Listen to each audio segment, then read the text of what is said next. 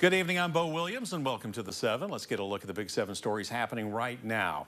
And we do want to start things off with a look at what's happening as far as your forecast. I want to give you a live look right now through our Gatlinburg Tower Cam, and it's nice to see some dry conditions as we officially now start the Memorial Day weekend, the long holiday weekend. It's going to be crowded on the roadways. The airports will be packed, but at least we're getting a little bit of dry weather in Gatlinburg. The question is, how long will that last? Let's check in with Chief Meteorologist Ken Weathers. Yeah, let's start out with saying the weekend is not going to be a total washout. There'll be plenty of opportunities for outdoor plans, but there will be scattered storms at times. It's quiet, thankfully, this evening. Live look from downtown Knoxville as well. We're looking southwest towards the Tennessee River. Stadium over here in the distance there, and the arena as well. Not much in the way of rainfall. All quiet across the region right now, which is great to see. A little wider perspective. We've had some random showers popping up, but they've really been struggling to get going out there over the past couple of hours. I'm not complaining. The atmosphere is very conducive for these storms to develop, but thankfully they haven't. So I still think there's an opportunity as we go through this evening. But the more likely opportunity may be closer to daybreak tomorrow. A line of storms that's now in Illinois and Indiana drops southward. Should weaken enough. I'm not expecting severe storms overnight. That'd be a little more likely back towards middle Tennessee down into northern Alabama. But part of that clips our area first thing in the morning, and then kind of limited rain chances as we go through the rest of the afternoon and evening on our Saturday. But boy, it's going to be warm. We're talking low to mid 80s. It's going to be quite humid as well, and that could set the stage for that unsettled pattern we're talking about, especially later Sunday into Sunday night. I'll talk more about that coming up in just a minute, Bo. All right, Ken, we're going to check back with you here then in just a moment. But first, if you have not already, take a moment, good time, download our free weather app or update your app if it has been a while. We have a whole new app experience available for you, and you can get weather alerts directly to your phone whenever a storm is in your area. Just scan your screen or search Knoxville Weather in the App Store or Google Play. Moving down the list for us right now, multiple East Tennessee communities confused after tornado sirens rang through the evening last night.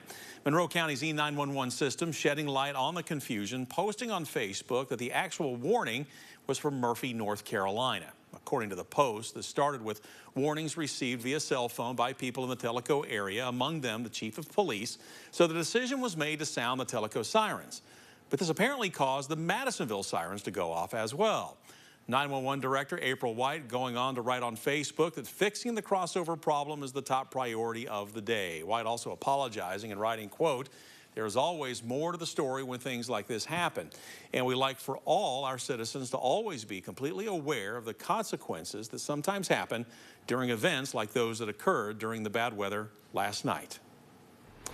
Let's take a moment and talk about what's happening out on the roadways. Of course, it is a busy travel day. Things starting to quiet down just a little bit as we take a look at the TDOT SmartWay camera. Live look for you right now east of town. Been pretty slow eastbound 40 heading out of town most of the day, but right now clear as a bell for you. So if you've been putting off your travels until later, look at this. You should make some pretty good time. No major problems for you on the east end. West end of town also looking good. Traffic there rolling along for you over near West Town Mall. We'll continue to progress west for a moment. Live look for you. Clear as a bell. All lanes. Light traffic for you out near Lovell Road. And if you're taking 640 northbound, say 75 north from 640 to Emory, it's only a 5-minute drive.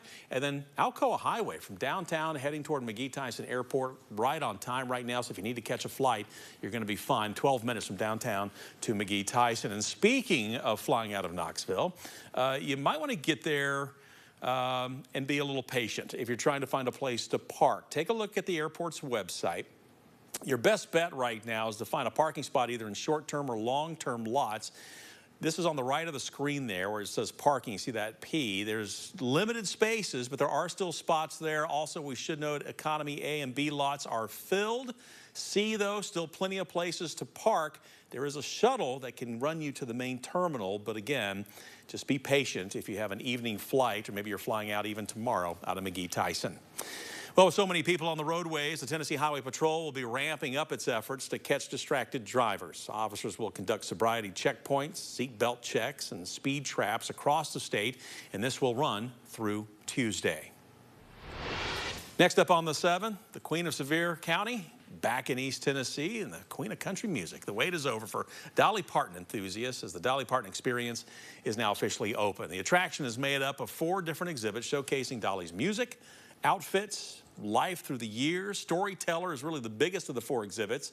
It is made up of several digital exhibits, allowing the park to change what is shown as Dolly's career continues. Now, getting something of this scale up and running, as you can probably imagine, takes a lot of time and planning. It's been a long 3 years in the making, and it's 3 times larger than anything we've ever done and created before. But overall, it's a real collection of memories and stories, and not just physical things. Many of the experiences are digital. And of course, that's going to allow us to update Dolly's story, because she's always going to continue to grow. You know, on top of today's opening of the Dolly Parton Experience, she announced a new album called Dolly Parton and Family, Smoky Mountain DNA. It goes through the history of her family and their music, so watch for that, a new album from Dolly Parton. Hey, Dolly Parton also announced that she will be releasing a 4-part docuseries going through the history of her family heritage. The series is set to release in November of this year, and you can watch it at the Bijou Theater here in Knoxville.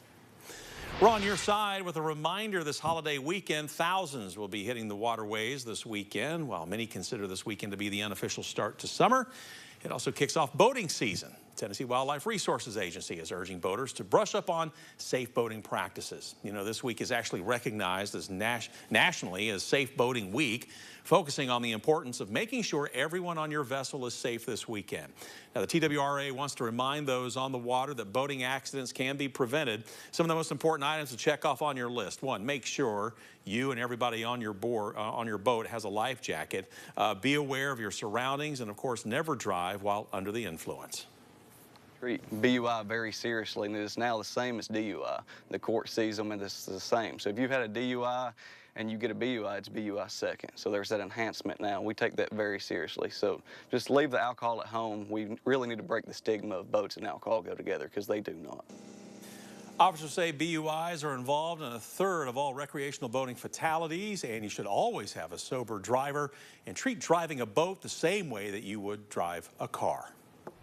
Next to 7 sounds like something out of the Wild West, a case of alleged cattle rustling happening in Grainger County. The owner of those cows telling 6 News they were in the field on Saturday, but when the owner went back Sunday morning to vaccinate them, well, the cattle had disappeared. We're told the cows were purchased as an investment for the owner's kids and grandkids.